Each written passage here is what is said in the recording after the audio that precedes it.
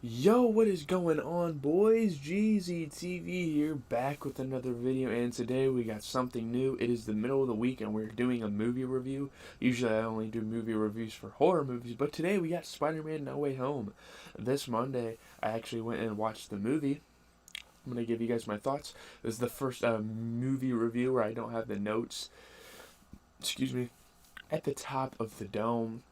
So let's just get into it. Spider-Man is the third installment. Spider-Man No Way Home is the third installment of the trilogy that features Tom Holland as Spider-Man. You know, obviously you had the sequel with Andrew Garfield, and you had the original trilogy with Tobey Maguire. Tobey Maguire, I will say right now, is my favorite. And of course, it's okay. Quick disclaimer: this video is going to be have some spoilers. I'm going to talk about some scenes because this movie was amazing. There was a lot of crazy stuff that happened in it. One of the best film experiences I've ever seen in theaters. You know. Yeah. Spoiler alert: if you haven't watched the movie, I wanted to wait till I reviewed it to even say anything about the movie. You know, I kind of mentioned it in my other videos, but I decided not to spoil it. But here we go. So pretty much, you know, Spider-Man, you know, he's seen as this criminal, which is not very common for Spider-Man in the Spider-Man movies. But you know, he's caused great destruction in the city. People kind of see him as this criminal guy. They blame everything on him, even though he's fighting these very evil villains that tear the buildings apart and whatnot. You know, you got Doc Ock, you got Green Goblin.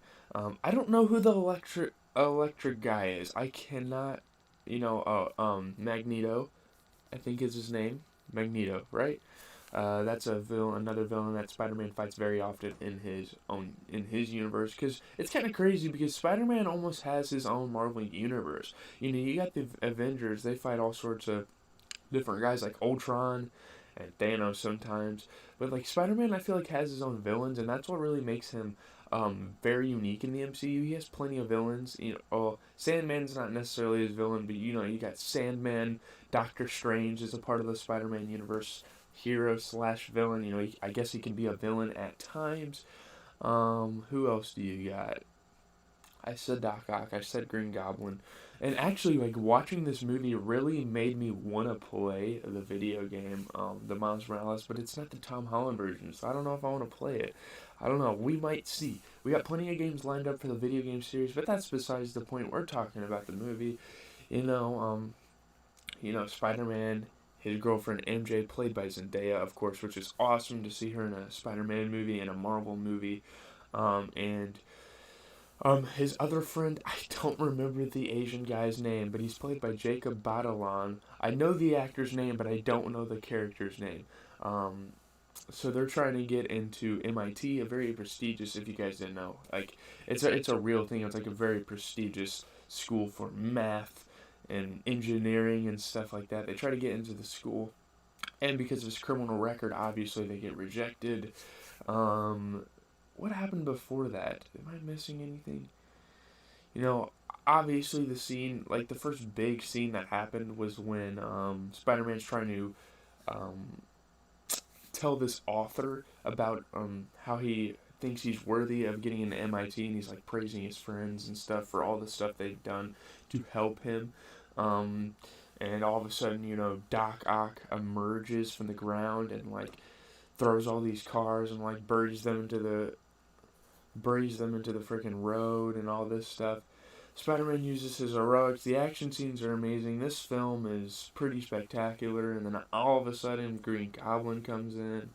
Um, it's the typical hero scene, of course. Though the final scene, though, was what got crazy, really. And the three Spider-Mans, the Spider-Men, I guess I should say, come together. That was like iconic. That was an iconic Marvel moment. I don't think any other like Marvel movie has done that. I mean, maybe because in like the real film universe, there's not a lot of movies where there were a whole bunch of like different role changes in the different heroes.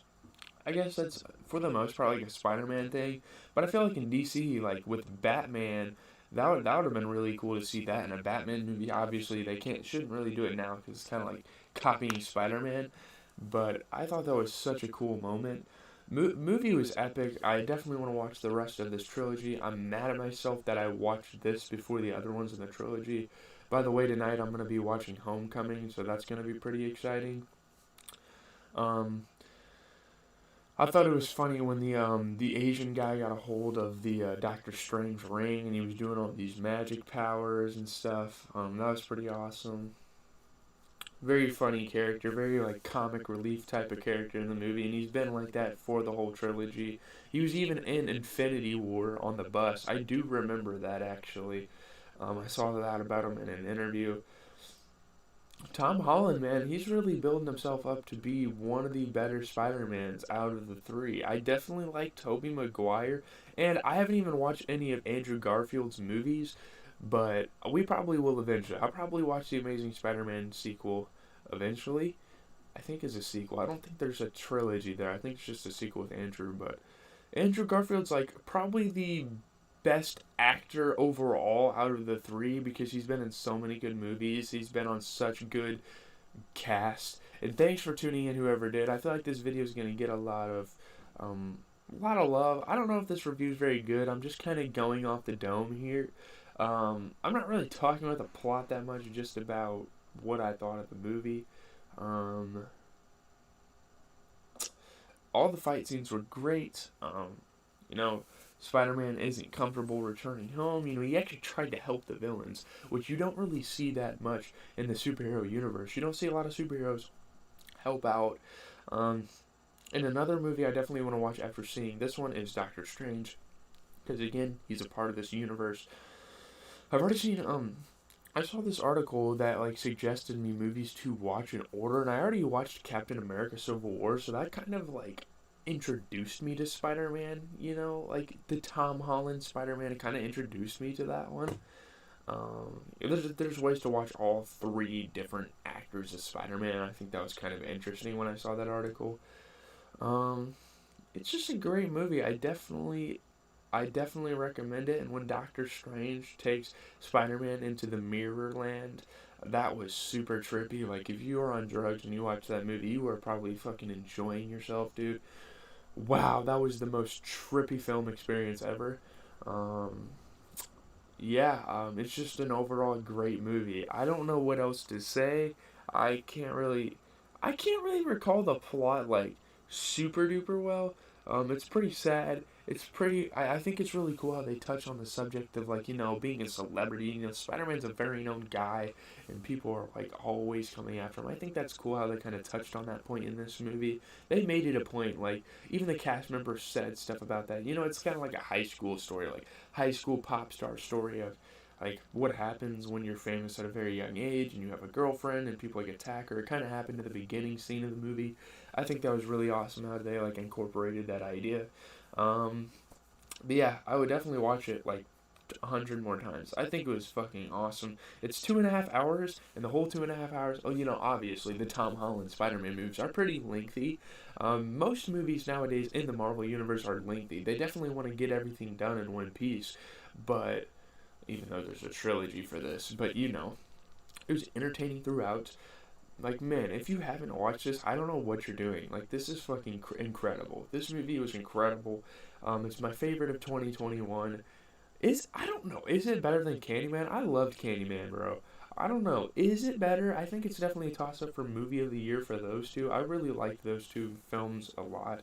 But, I mean, obviously, I'm not a super big film enthusiast, so there's probably other movies out there that I yet to check out. But, yeah, that's pretty much the review.